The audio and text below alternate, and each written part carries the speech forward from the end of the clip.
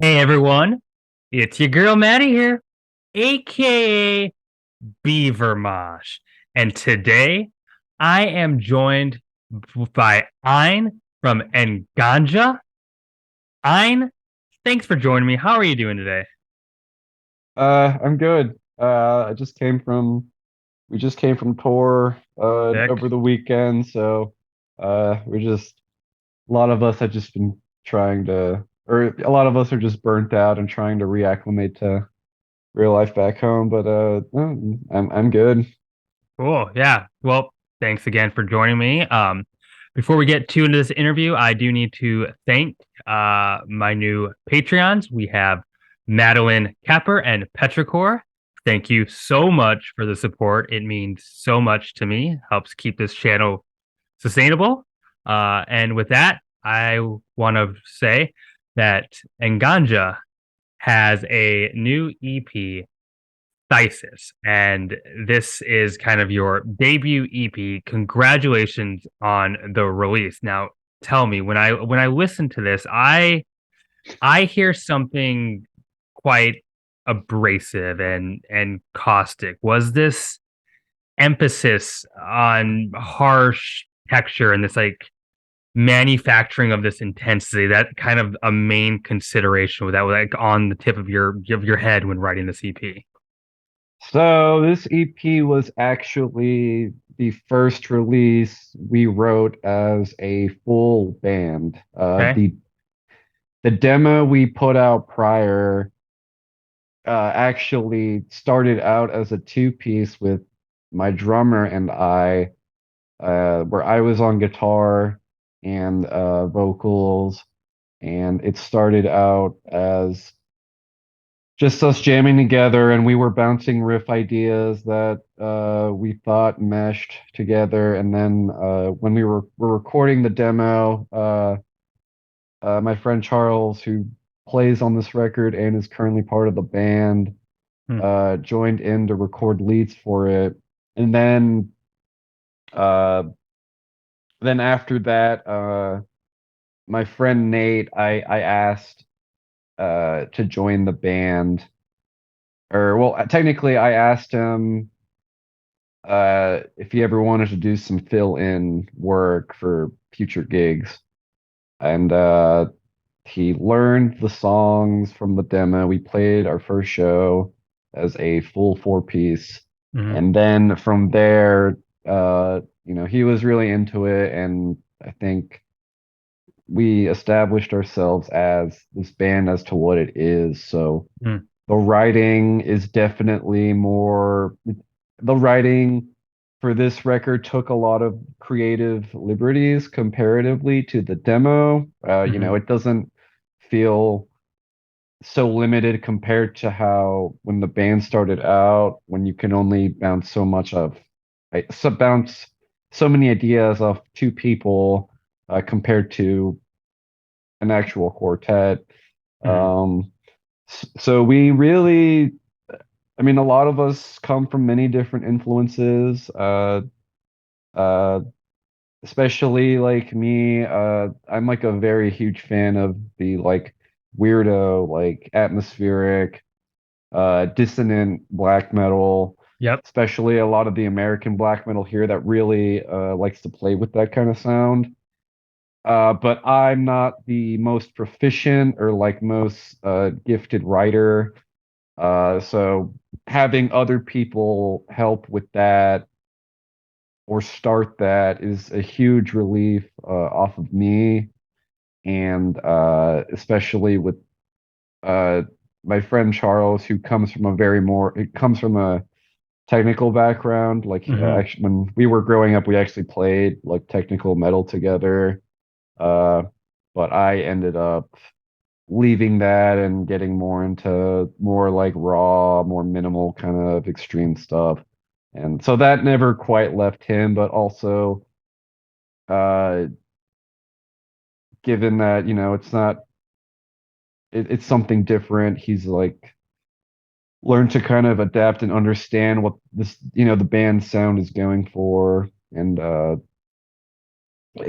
feel like this record is the start to us truly like coming out as what we really want to be or what we're working on being. I feel like it's an honest representation of the band, Mhm. just really starting to like take off.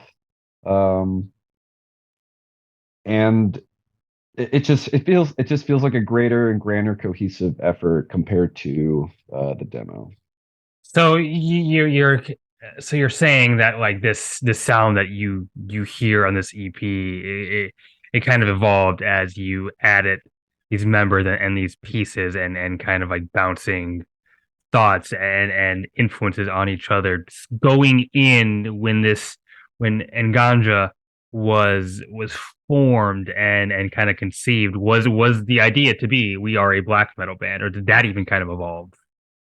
Uh, I think like at the core, the end goal is to be a black metal band, but Hmm. obviously we don't want to be backed away. You don't want to be backed into a corner feeling like we have to sound like this, like one sound, be one dimensional. As that's what it kind of felt like in the demo, where basically the riffs that I wrote and that my drummer had that we just mashed together. A lot of my riffs, I was just mostly kind of just stealing like riffs from my favorite black metal bands, but figuring out how to recontextualize them to where it's not completely obvious. I mean, actually, like the very last song on the demo, I'm blatantly ripping off a Yellow Eyes riff, and but it works. Like in the context of the song, it works. Uh, even though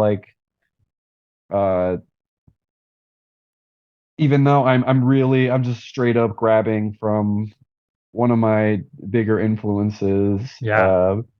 But like but as a full band, I mean, obviously, when are you not pulling from any of your influences? But it feels like, like this is us. Like I think we've discovered the sound we want, and we know how to tastefully play with it. We know how to mold it.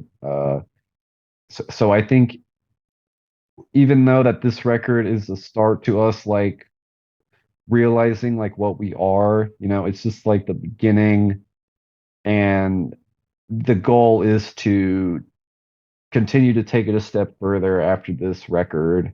But Yeah. we also want to do it in the sense where we're not ham-fisting anything, or we want to be comfortable in our evolution. We don't want to we don't want this sense of pressure where we feel like we have to like take it further. It's just more of a comfort and wanting to rather than like a necessity, I guess. You really struck me with how you talk about how you didn't want to like box yourself into like this is we're a black metal band, so this is how we have to play, and you didn't want to do that. And I've talked about this with other black metal bands that I've had on the show, and black metal seems to be this strange ecosystem in that way. And as a huge fan of it myself, I have to point at it is that there's on one hand there are so many bands that are pushing the boundary. Black metal has the ability to be one of the most forward-thinking subgenres of metal, I think. But also there's also this like rigidness too, where like, people are like, if you're not doing it this way, you're not true, you're not cult, and it's like, well, what is the answer? Are you supposed to be like pushing the boundaries, or are you supposed to be like Dark Throne again? Like, well, what is it? It's Yeah. very, Yeah, like, like not like sometimes we don't have to write crazy yeah, riffs like on the level of like Krallis or Portal.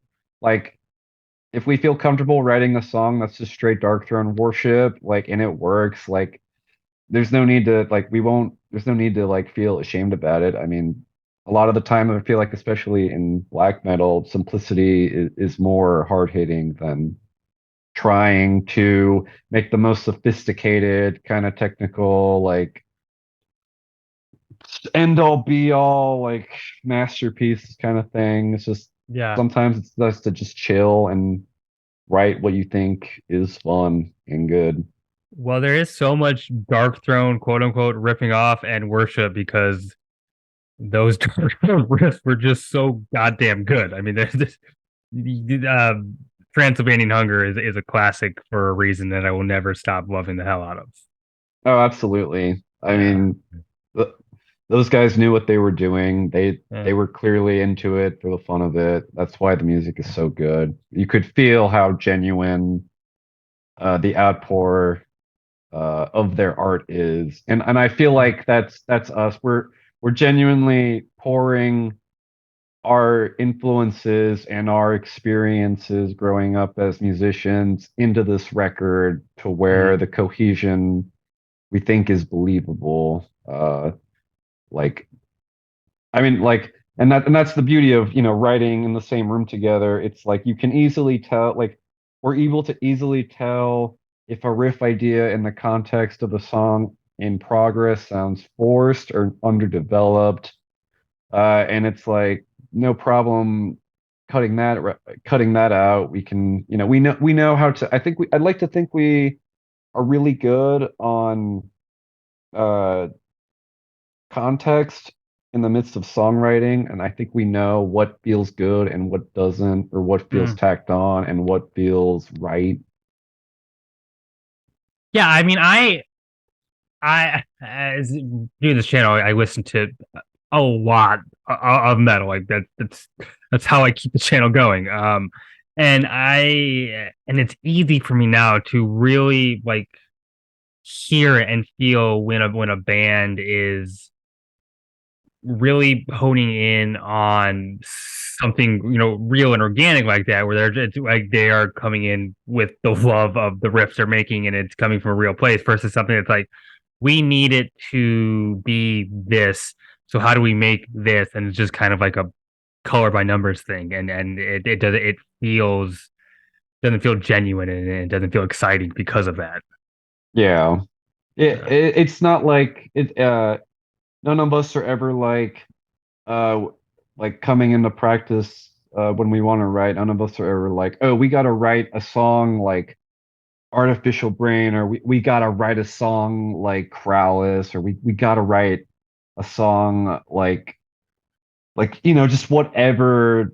And like it, I mean, like, granted, it's like there's a difference between trying to write a song like one of your favorite bands versus trying to write something in the vein that you really like that may stem from Mhm. whatever influence. Like, especially some of those riffs on the new record. So we all wrote these riffs on the new record. Mhm. Some of the riffs that I had, I definitely was trying to come from uh trying to draw more from that, like, especially New York black metal kind Of of course, sound, that very weird, like, dissonant uh kind of style. And Imperial Triumphant comes to mind when you say that. yeah, or just like Yeah. anything that Marston has done, he's always so fucking like weird. I love it. Yeah. And uh and sometimes, like, because I'm not the as skilled guitar player, it's like my bandmates recognize that the idea is there, but I'm thankful for them that Mhm. they know how to make it better if they feel like something is missing. So, which is awesome. Because the stress of being a soul like riff writer is definitely like, it's just like too much pressure. You keep mentioning Krauss. Amazing band, big fan myself. And they're like right now, they're doing this like almost electronic thing, and they get to do that because they're Krauss, and they know what they've put they have put their ground down, and they have Yeah. proven that they are a black metal band, and they can kind of do whatever the hell they want, and nobody can tell them not to. But they are one of those bands that it's interesting you bring them into the conversation because they are a band that like has stuck to their roots, but also just like continues to like what do we do next? And it just kind of feels like it naturally that they're just completely progressing every album to something completely. different and new, and they're always innovating, and they're one of the best bands at doing that right now. Oh yeah, and it never feels and it never like feels forced when I hear their shit. It's like these guys have been veterans for like decades. They can literally, they can do whatever the fuck they want Mhm. and not have to prove shit to anybody. And you can sense and hear that comfort and that excitement of what direction they're gonna go. I mean, like synth era Krallis, like I'm all for it. I think it's Yeah. awesome. Like Krallis in space, like cool as shit. I always have my eyes peeled on what they're gonna do next. I love that band. Yeah, and you said it so well. Like they're never you can always sense that they are doing what they want to do. They're never it never feels like they're just dialing in a record. Like they continue to be like passionate about their art. You can feel that when you listen to a new Krallis record. If a new Krallis record comes out, I'm gonna listen to it because I know it's gonna be great. Yeah. Yeah. Well, you don't actually have a full length out yet, but you're making buzz in the underground with this latest EP of yours. How do you think you managed to get attention already from like black metal fans and metal fans in general?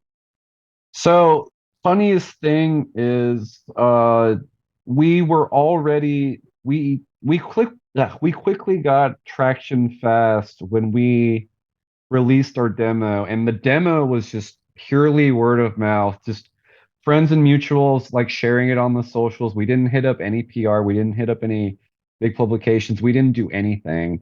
We just let it sat there and see what went down, Mhm.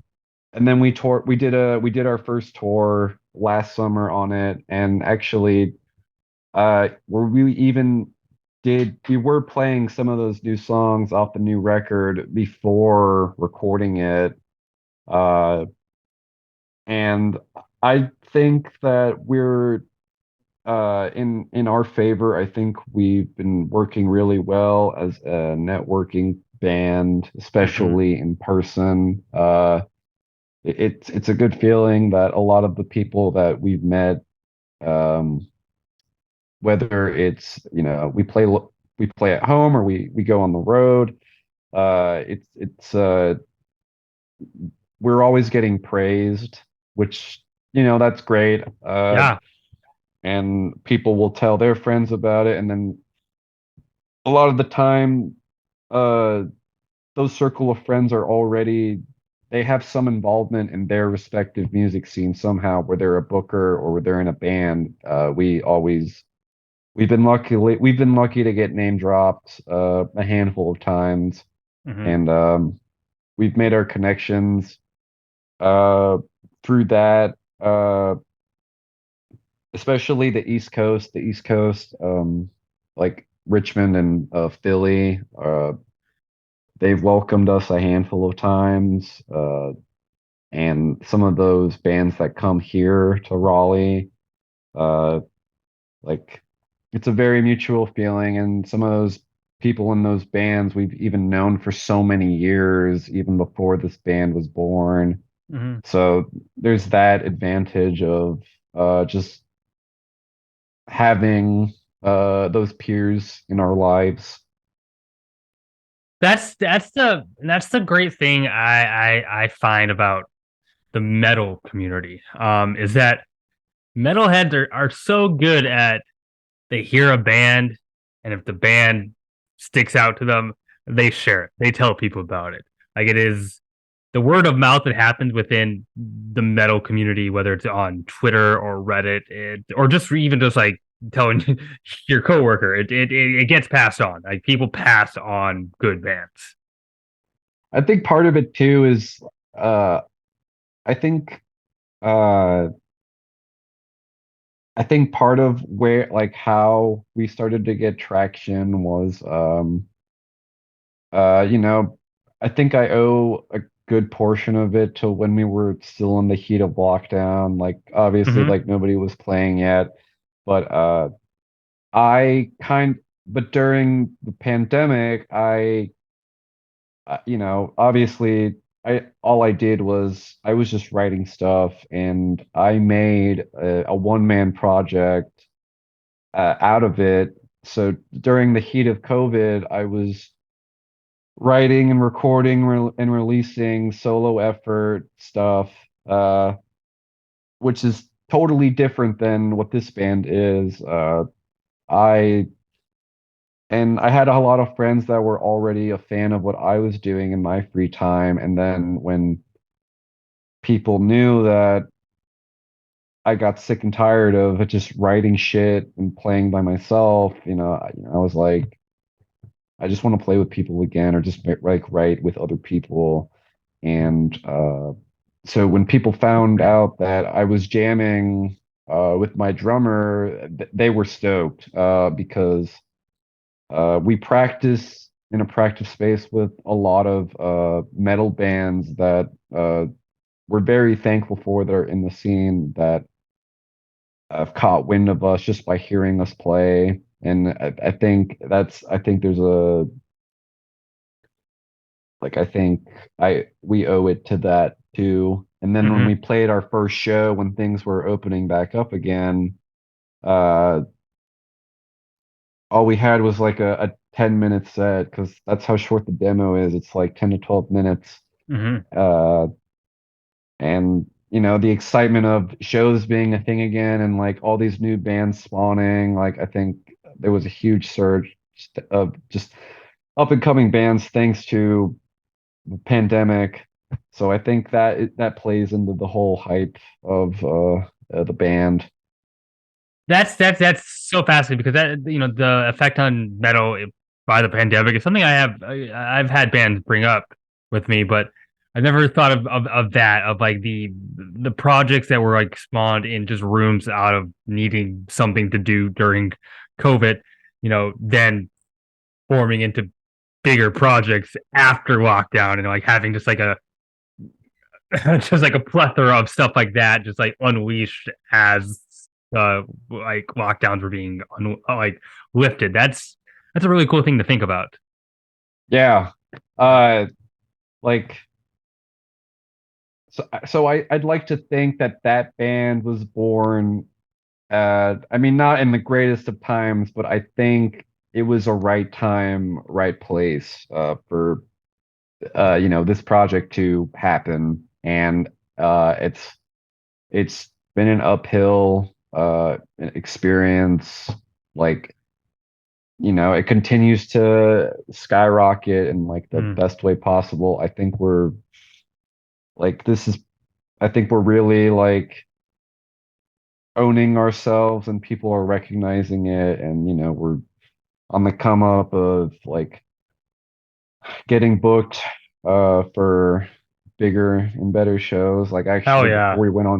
before we went on tour, we actually opened for Sacramento. I'm from Sweden, Oh yeah. and CrossFitter, uh, who are also friends of ours. So we had that leg in, which was very nice. And the people that uh, work at the venue we played at, it's like they have those connections. They know those people, and Yeah. because of them, I know those people. So, you know, the beauty of networking, which is, it's great.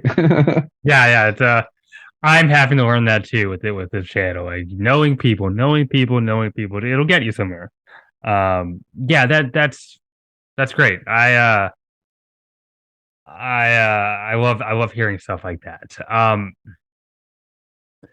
I gotta ask the name of this new EP, Phtisis. It's reading into it. It's another term for tuberculosis. What does that image and that symbol mean to you in context of the themes of this record? So, so while that is the medical term, or while that is a proponent of tuberculosis, it's we're not using it in that definition. There's Okay, another there's another definition for phthisis, which is societal decay, basically, and that's I'm what learning something here. Cool. Yeah. it's that's what a lot of the record is about, for the most part. It's not I wouldn't quite call it a conceptual album, but I think Yeah. it does explore the many facets of societal decay and Yeah. how the world is so fucked and how we have to kind of cope with being in this shit. Uh, and then there's also a couple songs too that are completely about like one-offs, like something different. I mean, literally, one of the songs is an homage to Bloodborne, The the game? video game. Yeah, Yeah. the video game, and there I feel like there are themes, Yeah. uh, like I think some of the like I think the game loosely does have some of those themes of misery and decay and repetition. Yeah. Uh, and then there's just another song that's just completely like about just like memories or just like the feelings and euphoria of remembering something and Yeah. how deeper it is and whatnot. Uh, like I'm not like I'm admittedly not like a stellar lyricist. Like lyrics are the last thing on my mind. Uh, but when I do write, I have to like I have to feel like I have to be in that sentiment or I have to be in Mhm. that mood to write whatever. And a lot of it is just like very stream of consciousness stuff. Um, or I'll have certain phrases or keywords that will pop up into my brain that attract me and I'll make a note of it on my phone or something and come back Yeah. to it later. It's like oh I could probably talk about that or like approach that from this way or that way or whatever. Yeah. Well, I'm glad you brought up Bloodborne because I do love talking games with metal bands. I recently had a band, Soul Mass, on whose whole thing is they are a Bloodborne based metal band, and we talked about uh the cross section of video game culture and metal. Is Bloodborne or even like the Dark Souls stuff like something like is that like kind of your go to in like gaming? I do like a lot of I do like a lot of heavy world building games. Hmm. Bloodborne was the one that stuck out to me out of the Soul series Yeah, for its aesthetic and like if Bloodborne was gonna be a genre, I think Bloodborne would be black metal. Like it that would makes so be much the black sense. metal. Yeah, it's very bleak, it's depressing, Yeah. and like it's also very intense and it's a real trip. I would yeah, I think Bloodborne would be the black metal of video games, personally. You I was reading you and on my kind of like a press material that it lists what you had listed as influences, and you mentioned Weak Link, and I was wondering if we Yeah. could talk about Weak Link a little bit. Can we talk about that band and Dead as Dreams, and I want your opinion on why that band, that record has become such this seminal thing, this massively important record. They put it out and then just disappeared, which is just, in a way adds to the mystique of it. So funny. So yes, Weakling is of course a huge influence. The influence was definitely more prominent in the demo, Yeah, and we got called a Weakling ripoff band on the internet a lot, but in a good way. Like people interesting. were Yeah, stoked. They were stoked. We were labeled like awesome, like good Weakling ripoff. And it's like I mean, I will take that. Like, if I'm being compared to Weakling, like that's a huge win for me. yeah. Uh, but Dead is Dreams to me is it is the perfect North American black metal album. It's I think what many American black metal bands Oh wish they yeah, could be. It's like it's a masterpiece, especially given the context behind it, where they just made a one and done. They didn't like. I just love how they didn't feel the need to go any further. Like they No. knew what they wanted, and then they just split. Like that to me is like the most black metal thing you could do. I mean, they call it dead as dreams. That's what it feels like. Like you listen to it, like you're like, where what am I in? Where I'm like sucked into this other realm of consciousness right now. It's incredible. It's a whole experience. It's one of those albums to me where I just can't put on a song. Like I have to listen to the album from top to Yeah. bottom every time, or else I feel like I'm missing the greater picture. Like one song isn't representative enough. It has to be the Yeah. whole album to get to get that Yeah. real that real feeling. I think the more like you mentioned it, the American black metal movement and how a lot of even the more like atmospheric or quote unquote Cascadian black metal band. You think of like, like your Wolves in the Throne Rooms or even Yeah. then. Um, you can trace that lineage right back that record easily. Like it's just like so like that there is I think a before and an after Weakling when it comes to like North American, but really black metal in general. Yeah. I think that band definitely has a huge reputation in the underground, but I think it's a crime that on the internet, I feel like not a lot of people bring it up, or at least like entry level black metal fans, like they never bring it up, which I mean is fair. It's a very like niche, very like underground record, but I think like but like people like there are people that know like, and it's a good number of people that know. I think Weakling is like if you make like a tier chart, I think Weakling's like third ring in the iceberg, right? Like they're not gonna be your emperors, they're not gonna be your darks, they're not your day one Yeah, no, bands. But yeah, they're now you're immortal. no, and then they're not the they're not your like big like popular like Cradle of Filths. But for people that are like live and breathe black metal, like you know Weakling. You know Weakling. Yeah. I actually I saw two Weekling long sleeves on tour, and that made me happy. That's so good. Yeah. I And I didn't know that Weakling merch was out in the wild. Like I wanted that. Like that exists. I think it's bootleg or secondhand Yeah. shit. And I also remember seeing a Weekling shirt at a grindcore show I went to a couple years ago. So that was awesome. I need to check because I could be wrong, but I don't think you could even stream it. I think there's like a YouTube rip of it, but I don't know if it's on Spotify.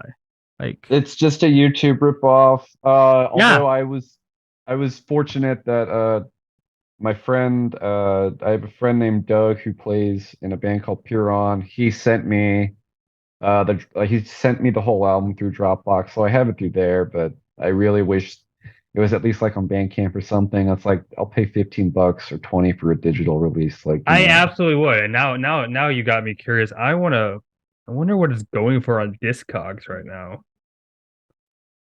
there actually is a band on Bandcamp. I'm blanking on the name right now, but they covered the entire Dead as Dreams album, and I haven't listened to it yet because I'm like hesitant That makes to me feel hesitant too, but maybe it's good. I don't yeah. know. uh, Dead as Dreams.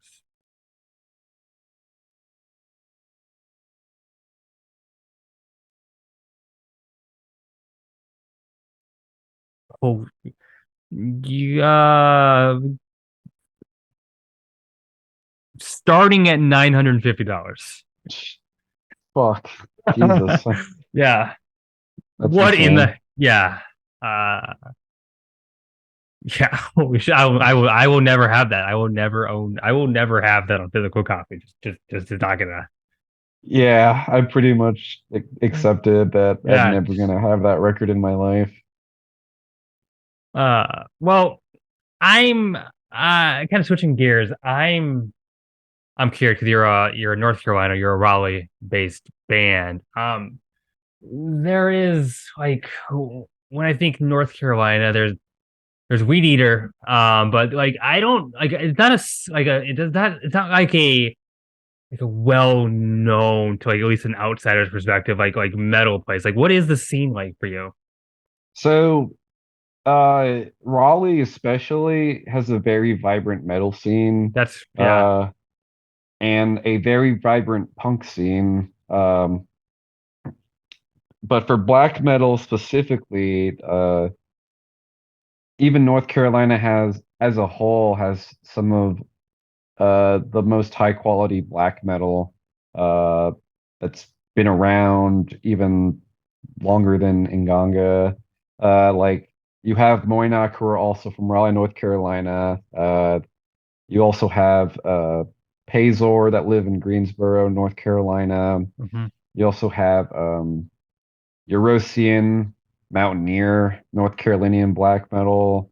Uh, and then you've also just got and there's also Winter Lantern, which is actually that's another Bloodborne name band from Greensboro. Hell yeah. Uh, so yeah, I mean the scene is super vibrant. It's versatile too. It's got it's heavy metal worship. It's got it's got its punk scene. It's got its black metal. It's got its death metal. It's got its doom metal. There's a lot going on here in the Triangle, especially. But to me, uh, obviously, because I've been playing it for years now, the black metal scene here and even across the state feels the most home to me, Of the most course. that I've especially heavily involved myself with and gained numerous friendships or become closer with pre-existing friendships that are part of that scene too. Cool. Well, you are on Beaver Mosh, so welcome to Beaver Mosh. We talk about food here. When I go to Raleigh, where do I got to stop to eat? What are the spots? What is like a must visit? Uh, so for fast food, Bojangles and Cookout are essential. Okay. Cheerwine is also an essential, I've unless heard you of hate it. Cheerwine. If you don't like it, you're not a true North Carolinian. You're not truly Okay. from the South. That's one thing. Uh, see what else. There's a bunch of sick local eateries downtown. I actually live in the city, so it's just a walk for me. Yeah. Uh, there's a really dope Mexican spot that's like a 10-minute walk from my house called El Rodeo. That's a hot spot for many of us. And there's also some really cool like mom and pop food shops. Like there's this one called Side Street. It's like an ancient mom and pop sandwich shop. It's actually by a graveyard. It's pretty cool. And they have grandpa hours, so they're open Hmm. from like 11 to 3 p.m. and then um they close for a minute, then like open again from like 6 to 8. And there's also a really delicious barbecue spot called Longleaf. Yeah. Uh, that's another thing too. It's like North Carolina prides itself on its barbecue. That's another staple. My enthusiasm, my passion, my love for pancakes is very well documented. People know this about me. If I go to North Carolina, to Raleigh, to your city, where can I get a good breakfast? Tell me that. So pancakes, I don't really know of any like good pancake spots. I would recommend IHOP, but I hate IHOP personally. I loved it as a kid, but the last couple times I went, it was just so depressing and gross. but we have Waffle House here. Uh, it's an essential chain here. I mean, there's others spread out. It's not a local chain, but it's an essential eatery. If I'll admit you're I've out, never been to a Waffle House. you gotta go. It's like the perfect thing to go to, whether you're out late and you're hammered off your mind, or if after going to a show, it's like the perfect celebratory spot. Or Yeah. like after, or like in my case, like after playing a show, Waffle House is just like the most ideal thing. When the opportunity is there, uh, it looks like the place looks like shit, but it adds to the atmosphere and to the authenticity of how good the food is. That's what Like black metal fans say about their music. I mean, yeah, right. Like just fucking waiters and waitresses smoking cigs in the kitchen, making your Yeah. breakfast and pouring your coffee. It's like, that's Oh yeah. genuine atmosphere. Like that feels right at home, you know? Yeah. That's why I love some of the like really like grungy diners here. I live in Minneapolis, like here. Mm. That appeals to me. It definitely does. You mentioned IHOP. Before we hit record, we talked about that we're both going to Maryland Death Fest in May. What I do know about Maryland Death Fest, I've seen it in a lot of videos that there's an IHOP right there, like just like in almost in the festival itself. So I went last year Yeah. with my friends, and we we completely avoided sit down spots just for the Yeah. sake of, to save money. So we were basically just relying off 7-Eleven food or convenience store food just to get by, and then just drinking a whole lot. Uh, like, I mean, beer's calories, so that's something. Yeah. So I It's didn't even bread. know about the IHOP though. I didn't even see it. Yeah. I must have missed it for a good reason if I didn't see it. Yeah. Uh, well, tell me, uh, where where we go next with Nganja? Do you have plans for another EP? Is there a full length following? Is there any more music coming? So before we left for tour, we actually did start writing new stuff. Hmm. Uh, some of it got scrapped because we admittedly forgot how to play it, but we there's one new song that's stuck with us since that we would like to get back to, at like starting with finishing that first, and then yeah, just write more stuff. As far as what kind of release we're shooting for next, there's we haven't really discussed if we want to do another EP, or I mean, we've toyed with the idea of maybe doing a split with some friends of ours, We'll have a good someone in split. the States. Uh, or I mean, if we're really ready to commit, actually crank out a first full length. I think initially with Phtisis we wanted it to be a full length, but logistically, uh, because we started recording in the fall, like in November, but uh, there were so many life events that took precedence prior to that, kind of just like screwed everything up for us. Like, like tons of like life related emergencies, or just like getting booked out the ass with jobs and work, Hmm. and just the pressure. And actually the last song on the record we wrote, I think 3 or 4 weeks prior to recording, which amazes me because I thought it was just going to be a 4 song release, but somehow we pulled it off. And it didn't it didn't feel forced in any way. I mean, that last song, I think, is a perfect way to, excuse me, close the record. Um, so when it came to, so when we finished that song, we were like, we just said, all right, like, there's no way we can write a sixth song. We have to record it. as an Hmm. EP, or else we're just gonna it's just gonna add to more stress and like it's not gonna be finished. So it's like there's no point. We should Hmm. just record it as a 5-track release. And so we did. And I personally am a fan of shorter records, especially in black metal. There's just something about shorter records that hit for me. Yeah. I mean, obviously, I like a good like 45-minute full length tops, but I just I don't know. Like EPs are just so much. They're easier. They're less strenuous, and I feel like there's less pressure. Uh, so.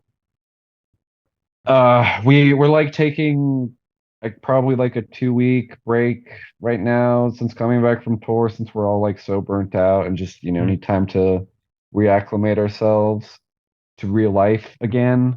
Yeah. Um, so, cause, and like, especially figuring out, like refiguring out scheduling with jobs and shit.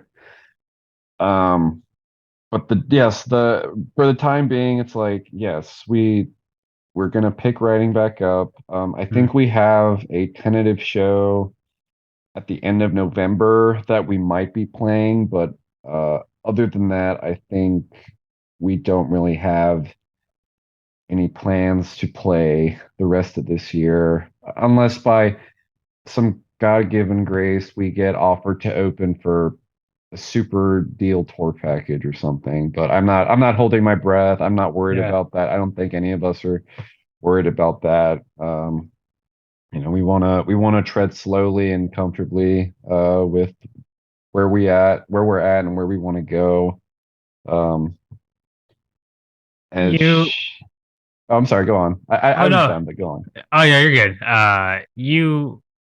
You mentioned this preference for shorter black metal records. So you're not you're not rushing to get to a 2 hour Base Age of Air ambient record or like just one of those type of things. I mean, if it feels right, it feels right.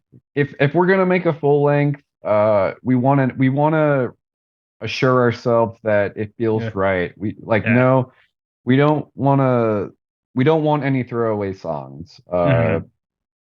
Or because otherwise it's a hindrance to the record. It's like, why bother when we know we could write something better and more genuine? And that's what every song should feel like. It's like nothing is getting half-assed. We're truly, giving it our all because we want to, and because we want to be proud of something. We want to be proud of everything we've done. We don't want to be like, it's like, oh yeah, this one song that we put out sucks in comparison. Wow, this one is awesome. It's like, no, I mean, every song should make us feel good, you know? I was listening actually earlier today. I was listening to Book of Souls by Iron Maiden, and that record Mm. is it's 90 minutes long. Um, Most bands can't do that. If a band tried to put out a 90 minute heavy metal record, it would just start sounding boring. A lot of the tracks would just feel like filler. But if a band can do it, and it's Iron Maiden, and it's these you get these soaring epic pieces one after another, and it justifies its length. Why not? But it's risky to put something out that's like so extended. Like I think like trying to find like a length where you're like nothing feels like it's just being thrown out there is Yeah, ideal. yeah, it should always be quality over quantity, you know? Hmm. I'm curious. I wanted to talk about the artwork a bit because I think it's great. It's very dark. It's unsettling. I love the red and the black kind of contrast, but also kind of muted. You know what you're getting out of it sonically by looking at the cover, yet it still feels like cryptic and mysterious. How did you end up with this? How did you decide on this image for the artwork? So, one of the uh, rare graces of Instagram as a band page is the algorithm. Like, one of the few times the algorithm will come in clutch and recommend you artists Uh, and it took a while. Like we were browsing through artists for a while. We were looking at artists that we already knew and liked, but uh, what we were what we wanted, they didn't quite fit stylistically. Like Adam Burke is like one of my favorite album artists. That dude has done so much shit. Such One a of the beautiful best. style. Yeah, like one of the like yeah, one of the best, and like his color palette choices are always amazing, but uh he didn't we felt like his style wasn't right for us. So I we think were just Adam Burke. looking. Go for it. Sorry. I was gonna say, but yeah, like we felt like his style didn't fit with our sound, so we skipped him, and then we were just I was just at a point too, just like mindlessly scrolling through Instagram, just trying to find any artists, and I found this guy. His name was well, his Instagram handle, uh they go by Felt Non, like Nan illustrations or Hmm. something. So I hit him up. He already so the piece was it was a pre-painting of his. It would already existed. It wasn't a commission. So I hit him up about it. And originally it was black and white. Uh and then when we bought it, we tried experimenting with coloration on GIMP, and we know we experimented with like a very bleak yellow, or maybe like a very kind of bleak green or purple or whatever. But then we stumbled upon red, and we felt like the color red has many meanings and has a lot of like negative connotation, and we felt like what we could do with it, how we could saturate it, or how we could color it more, or whatever. It felt right. So we put that red filter onto it. And I think it just kind of adds another layer of the bleakness of the record. Hmm. Like it reminds me a lot of Berserk kind of thing. It's definitely bleak. It's definitely dour. This is like there's no glimmer of light there. Even like the image itself is like tastefully kind of hidden in a way. Like you're just kind of hit with that red, and it's I'm a fan. Yeah. Thank you, Yeah. Stormy.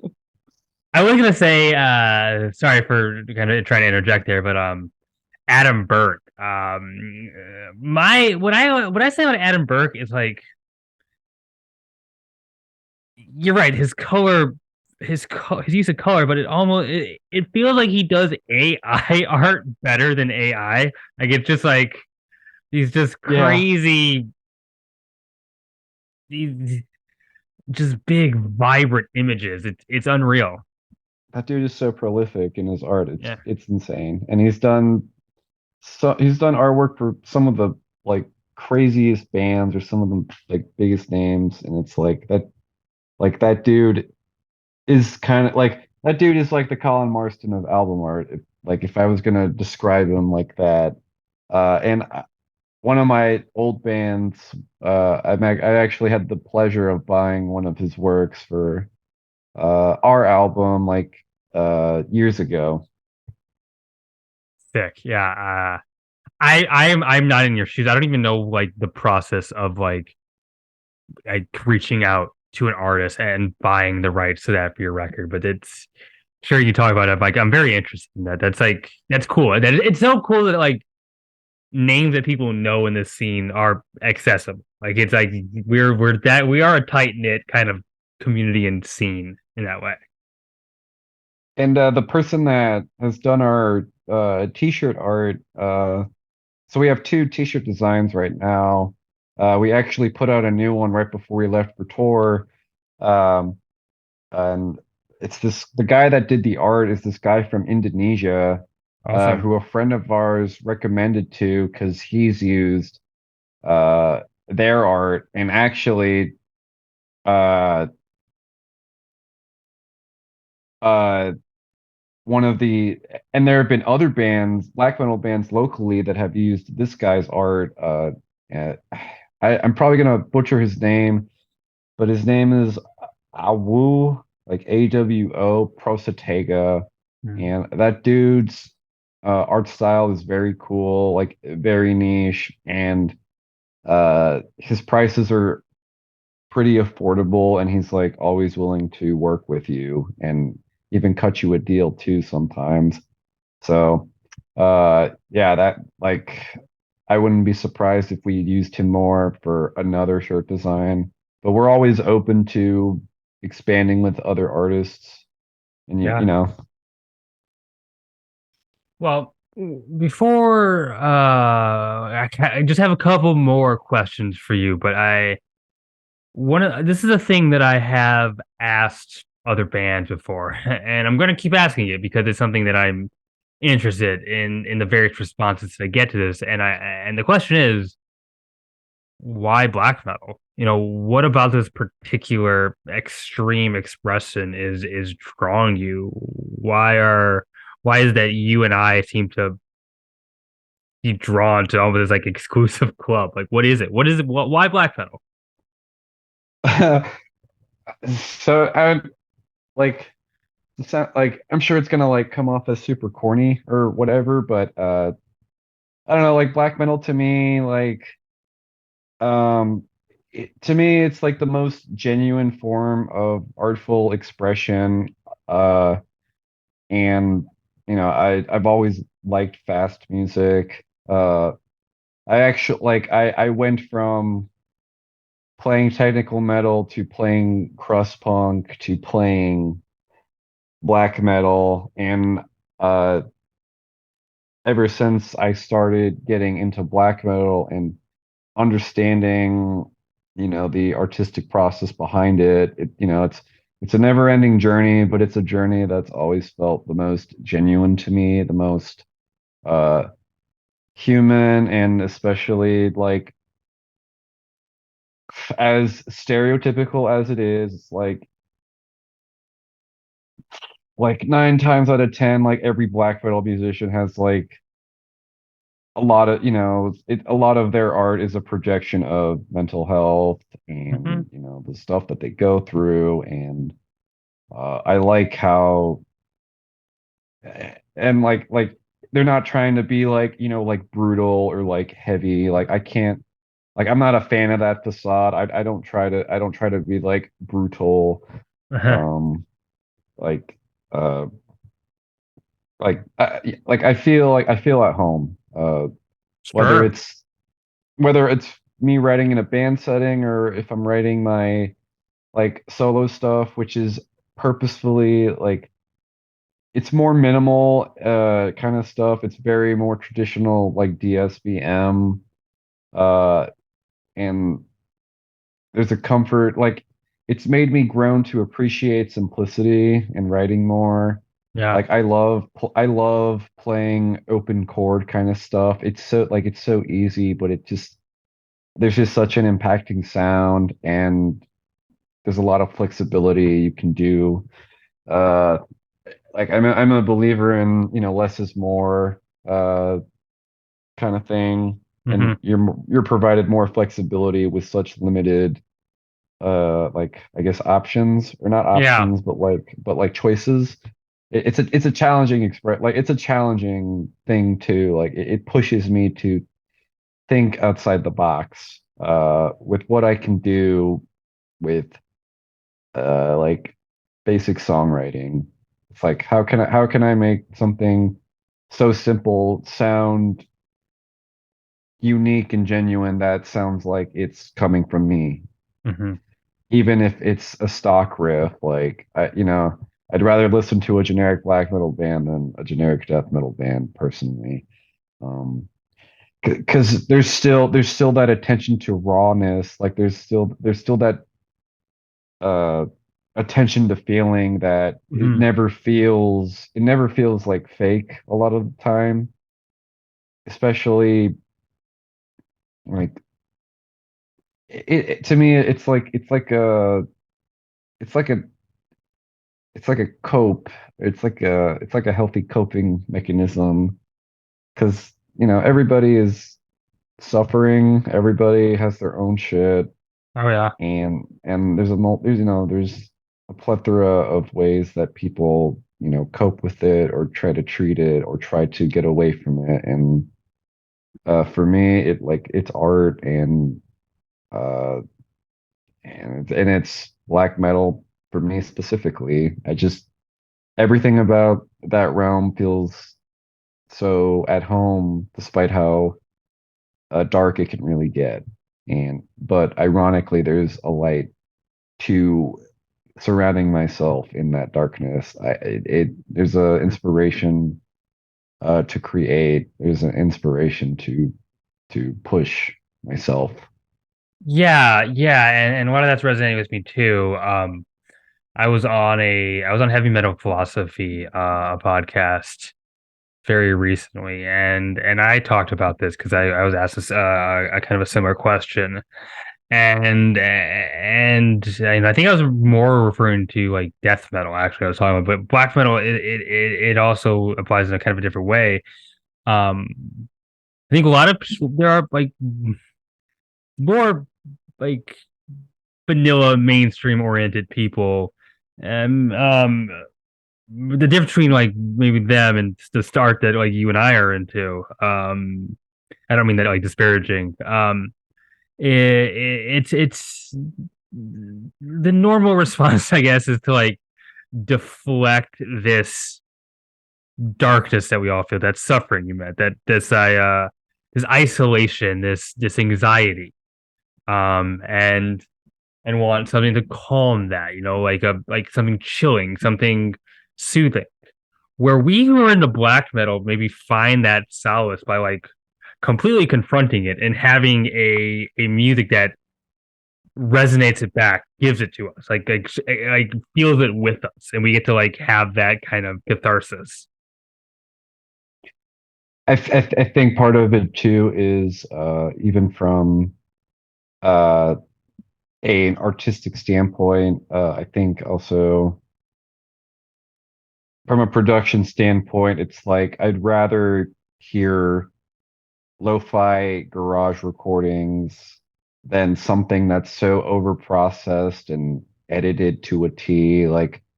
Uh, and I think the ethos of black metal also kind of coincides with like the punk philosophy, just very DIY, just very like Mm. no tricks, just pure aggressive, raw emotion, and like that to me is that's cathartic. Like I don't care of for hearing China breakdowns or billions of notes being played to like 200 BPM or like I don't like or just a singer trying to sound the most brutal he can or they can. It's like I just don't care. Like that's disingenuous to me. I feel that there's and this is coming from like just me, like I understand the art is subjective, but to me that kind of stuff in extreme music is not it's not artistic or it's not the vision that I care to pursue. I like I like it just feel like yeah like with black metal it just like I I think the thing that sticks out to me with black metal is just honesty. Sure. Like in a nutshell, like it's just honesty. I you mentioned the lo-fi aspect of black metal. And I think like black metal is it's probably the most easily memed subgenre of metal because there is that philosophy, and people say, "Oh, black metal musicians." They thought, "Oh, let's make metal sound bad, on purpose." And in a Um, way, yes, but like it's deeper than that because like I there is something, at least to me, powerful in just like the environment it creates when something is kind of grainy and crackling, it makes it feel that much more haunting than something that is like very pristine in its production style or like almost like robotic in a lot of the music I think you're describing. Yeah. Also, too, just I think the history of how that came to be is Mhm. interesting. And I'm not even talking about the Norwegians. I honestly, like, uh, Spain, man, like they were doing it first. I mean, Sarcophago and Yeah. like early Sepultura, they were starting that shit before the Norwegians even had a hand in it. Those guys wanted to be like them. Uh, just like in those times, like being young, in that kind of lower class culture, it's like you had these pissed off kids that were suffering and like living in like shit conditions. So they make this music. They're like making their own outfits out of junkyard shit or like trash. They made their own bullet belts like out of trash or whatever. And the recordings, the playing is so sloppy, but uh it's just so raw and so relatable. It's like you don't even care that the performance is sloppy because you're so absorbed into the emotion of how pissed off and like those kids were making that kind of shit back then. Uh Here. See that sarcophago poster on my wall. Oh, Uh that's sick. yeah, yeah, that yeah, you're right. There was a people think the beginning of black metal is Norway, which is not completely accurate. Obviously, Brazil, with those bands, and even and then even honestly, like Greece had a kind of a parallel black metal thing scene going on, but yeah, that ethos, that like raw grittiness predates Mayhem but quite a bit. Yeah. You even bring up Sodom, even like a German band, like they were definitely pushing that concept, that idea. Yeah. Yeah. For sure, for sure. Well, I'm running out of time here, but before I let you go, I do want to give you the floor, free form. Just any last thoughts, or give me your plugs. The floor is yours. Uh no, thank you for so much. Thank you so much for having me, Maddie. I I didn't know what to expect, but I had a genuinely great time. Yeah, I I'm I glad. appreciate interviews where it feels like I'm actually having a conversation with somebody rather than just doing it by the numbers. Oh, question one, question two, question three, and Mm, like so that's always nice. So thank you. yeah, no, thank you. Thanks again for having me. Yeah. Well, to everyone watching at home, thanks again. I This was Eyn from Nganga, who has a new EP out, Phtisis. My name is Maddie, aka Beavermosh, and I am signing off.